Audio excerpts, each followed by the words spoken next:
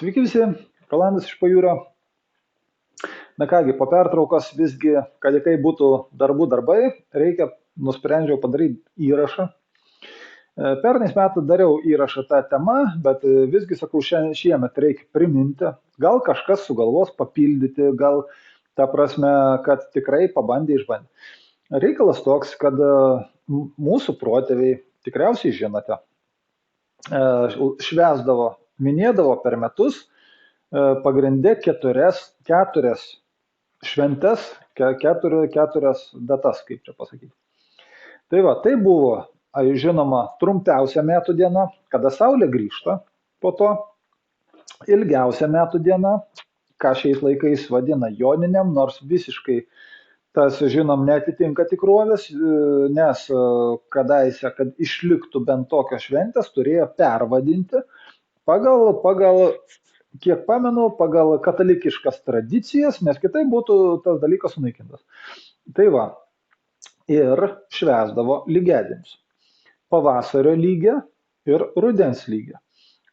Dėl pavasario lygės čia dar reikėtų iš tikrųjų pasidomėti, bet puikiai prisimenu, kad rudens lygė, kuri yra dabar, panašiai rugsėjo 22 dieną, ten eina 3 dienas, sakykime.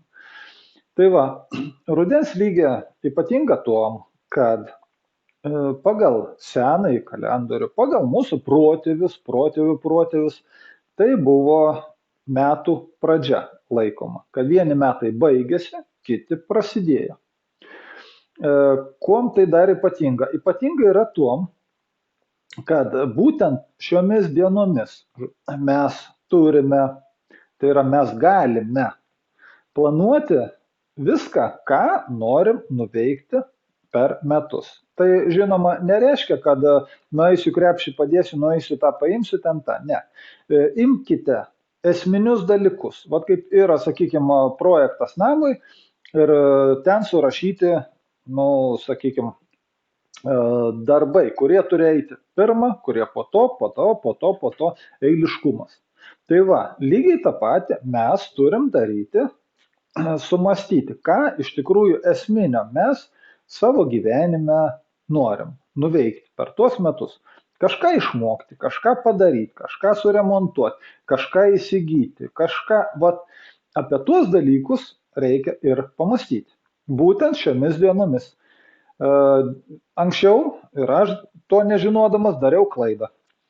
Kaip ir visi laukdavom naujų metų, čia kalėdos visa kita, čia kaip kas kur planai, po to ateina, žinoma, kadangi šventės ir taip toliau ateina sausis, bet sausį irgi net įstaigos valdiškos dar būna, nedirba iš karto, ir tik nuo sausio vidurio kažkas pradeda rutuliotis ir jeigu pastebėsite tą tendenciją, gal jūs pirmas įgirdite tą dalyką, tai va, ir kas gaunasi toliau? Toliau įsivaizduokit, tai, kas turi būti per metus išdėstyta, per metų ratą, sakykime taip. Pusę metų pražiopsai. Iki, kaip sakiau, maždaug sausio vidurio ar sausio pabaigos kažkur. Ir kas gaunasi? Gaunasi, kad likusią pusę metų jūsų sergėtojai, kaip čia pasakykime, aukštesnės jėgos, supranti, laukia, kol jūs kažką darysit ir kai pradeda daryti, jums deda sustiprintą programą. Kom tai pasireiškia? Tai pasireiškia tom, kad rudenį, čia jau rudo, čia jau galim pamiegoti, padripsuoti, o nuo panašiai sausio pabaigos prasideda ir įsibėgi reikalai taip, kad jūs varote, bet neatsikvėpdami. Kas nekeista, tai yra būtent dėl to dalyko, kad viskas yra užleidžiama ir skaičiuojama metų pradžia nuo sausio 31 pabaigos. Kaip esu minėjęs, kas tas yra sausio 31? Kodėl? Tai nesusiję su jokiu kalendorium, su jokiais reiškiniais, kažkom, su niekom nesusiję. Bet tai yra paskelbta kitų metų diena. Ar mąstyt kada nors apie tai? Apie tai yra straipsniai, pamenu, jau senai tą žinau, bet priminsiu visiems, kad Jėzukas buvo žydukas. Teisingai? Tai va. Ir kas būna 7 dieną po vaiko gimimo. Sakykime, po sūnaus gimimo. Taip, nežinau kaip dėl mergaičių, bet labai gerai prisimenu, skaičiau straipsnį ir tikrai išsižiojau, kad 7 dieną po sūnaus, sakykime, gimimo yra daroma apeiga, susieina visa šeima, ten giminė, senoliai ir yra padaroma tokia, nu visgi kanibališka apeiga, kur yra padaromas apjaustymas naujagimio. Tai yra žiauru ir padaro tą puotą, ir ten, kaip sakant, vaišės visą kitą ir tą dalykiuką, aišku, kad ir kaip nemaloniai skambėtų, jį meta į puodą, nu visgi mėsytę, pagalvokit. Jeigu jau ten vat, krikščionis valgo Dievo kūną ir geria Dievo kraują, tai ten kažkokį tai, supranti, mesgaliuką įmetus čia skonio nepagadina.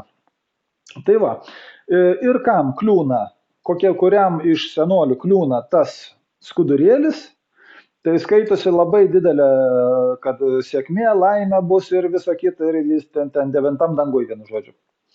Tai va, ir būtent šitas dalykas yra atliekama savaitę po, tai būtent ir yra sausio 1 dieną.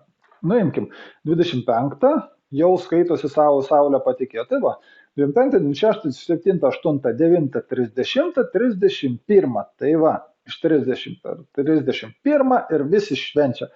Tai va, jums ir paprasta logika. Žinoma, nu, čia tiesiog išvadas pasidarykit patys. Net Novai God, įdomus dalykas, eina atsekti vertimą. Tai va, imkite, kaip Amerikoje vadina Dievą. God parašyta. Nu, jie sako God, bet parašyta God. Novai jau ir net iki šiol yra naujas. Tai va, tai yra naujas Dievas. Kas nekeista, jeigu God paskaitys iš antros pusės, bus dog. Kodėl taip? Todėl, kad taip sukurta. Kas sukūrė? O tie architektai ir sukūrė, kurie kūrė, nu, čia iš tikrųjų ilga tema, tiesiog nenoriu gilintis smarkiai, palieku, kaip sakiau, jums spręsti, jums pasidomėti, kada, sakykime, buvo Amerika sukurta, kaip ji sukurta, nu, žinom, kad prasidėjo nuo Kolumbo.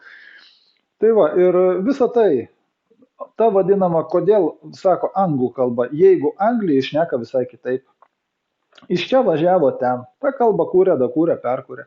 Ką reikėjo, dadėjo, nes vis tiek buvo vadovavimas. Be vadovavimo ten nieks nebūtų ilgai išsilaikę. Ten buvo kapitalus vadovavimas su visom skerdynėm. Tai va, apie tą norėjau pagrindę pasakyti, kad visgi tai yra tas, ką švenčiate jūs 31, tai yra tiesiog smegenų praplovimas ir po to jų išmyžimas. Jei švenčiate, švęskite mūsų protėvių šventes, švenčiame ir žinoma 24 kūčias, 25 kalėdos, saulė grįžta. Taip, tai yra šventė.